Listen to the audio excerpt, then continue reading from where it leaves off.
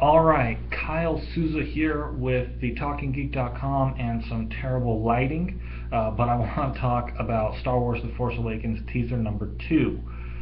Did a little video about teaser number 1, going to do one about each of the official teasers and trailers as we get ready for the movie coming out in just 10 days, or less actually.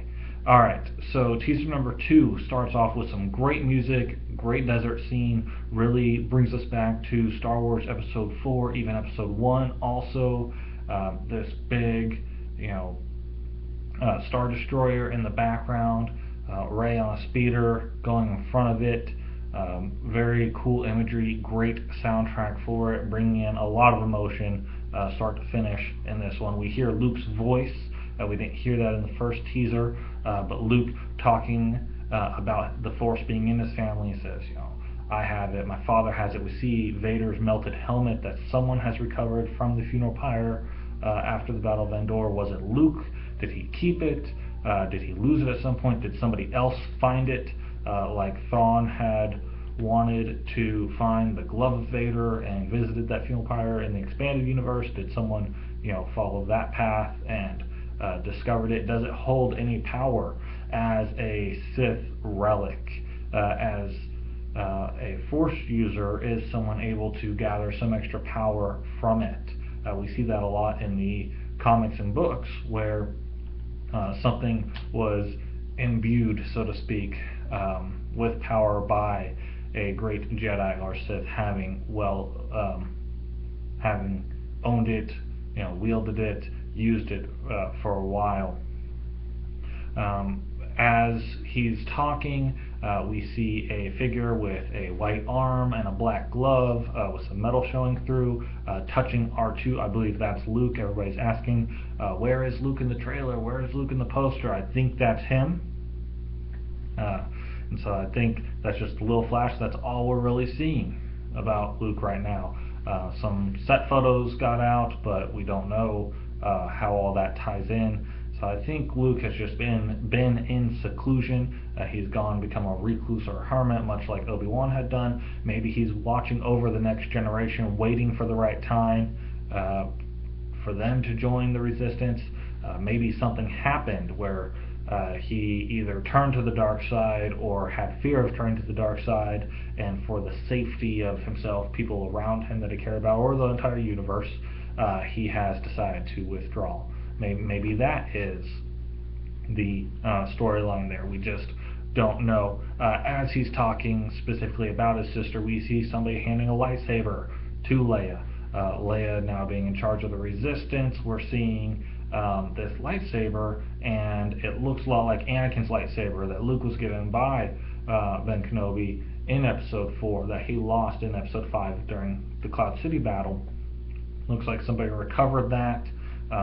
Maybe Vader himself, maybe Luke got a hold of it again somehow, but somehow somebody who's not Luke is handing it to Leia. Anakin's lightsaber and Vader's lightsaber looking very similar designs, again made by the same person, as making a lightsaber was a rite of passage for the Jedi and the Sith. But there were differences between Anakin's first and second lightsaber and his lightsaber they made as Vader. So it looks like that same lightsaber that Luke was given in Episode 4 is now being given to Leia. We don't know that for sure, just what it looks like. But it does seem like Luke is talking to a family member. Which family member, we don't know. I really like the idea of Finn being Luke's son. That may or may not be the case. Finn may be a Skywalker, he may not be. A lot of people like to say that Rey is a Skywalker, or even Kylo Ren is a Skywalker. I don't think that's the case. Rey very well may be. But we'll see. He's talking to someone in his family, saying that they too can be a Jedi or be a Force user. We then see Poe in an X-Wing. He's either over a lake or a sound, some body of water that's not gigantic, but not small either. Just a cool shot there, seeing the scenery that we're going to see in the movie. This movie's going to be intense. Kylo Ren flashes up on the screen. Then Rey and Finn are running from an explosion. We see them with BB-8. Rey has her staff. Then Kylo Ren is back on the screen. He's doing a little Force move. It's well noted that when a Jedi or a Sith wants to direct their focus and focus their use of the Force in a specific direction or on a specific object, they will point at it, motion towards it, or at least orient themselves in some way towards it. He appears to be doing that with his little grabbing or pointing maneuver there. Then we see stormtroopers behind him while he's doing that. When he flashes up on the screen to do that move, there are First Order stormtroopers behind them. So is he part of the First Order? Is it a enemy on my enemy is my friend situation between him and the First Order, him being part of the Knights of Ren? Or does he take their orders? Or is he giving orders? We just don't know. We then see legions of these First Order stormtroopers. There's a lot of World War II type imagery here, in that we're seeing a lot of black, gray, red, white, those stark colors, very totalitarian dictatorship type message coming through with the symbolism. We see the symbol of the First Order behind whoever's on stage, and you can tell it's not the Empire anymore.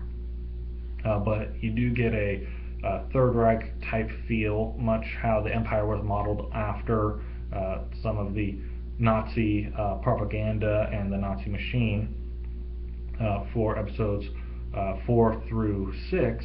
We're seeing the First Order with a lot of that same symbolism. They did come out of the ashes of the Empire, if you will, and so instead of the Third Reich, we're getting a First Order, but we are seeing still a lot of stuff from the Empire, very similar symbols, still stormtroopers, even though they have a updated armor, which is very cool looking armor, very sleek. We'll talk more about stormtroopers after another trailer where we get to see them kind of in action. Alright, Rey flashes up on the screen, some TIE fighters zoom by. We're in a hangar where there's a firefight, people shooting at each other, a TIE fighter shooting inside the hangar trying to get away. Maybe somebody escaping in the hangar or somebody having crashed in, don't know. Maybe that's how Finn gets away, because we know that he is a stormtrooper at some point, and he appears to crash on Jakku as the desert planet is believed to be, and we see that scene with the TIE fighter in the hangar. Looks like maybe him trying to get away. Finn is in the next scene of the trailer where he's taking off his helmet. A lot of emotion on John Boyega's face. Really enjoying the little flashes of his acting that we're seeing. Though we do see him, taking the helmet off again, like we did in the first trailer. But this is at a different part of the movie. He's inside a ship taking it off. It looks like he's had some sort of realization, some heavy moment. A lot of emotion on his face. I'm wondering, Luke knows Poe Dameron's parents. There's rumor that Poe gets captured while Finn is still a stormtrooper. Maybe Poe has confronted Finn and knows who he is, if he is in fact somehow related to one of the Skywalkers or even a Solo. We don't know the storyline there, but we do get a sense that Finn's actor, John Boyega, is able to bring a lot of emotion with his face, and I think that's great.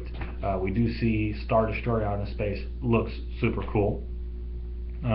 Captain Phasma flashes on the screen. We'll talk more about her later. BB-8 again, the new astromech. It's not just a changing of the guard for the actors portraying Luke, Han, and Leia to the next generation of Resistance fighters, but a changing the guard from C-3PO and R2-D2, how much longer are they going to be around?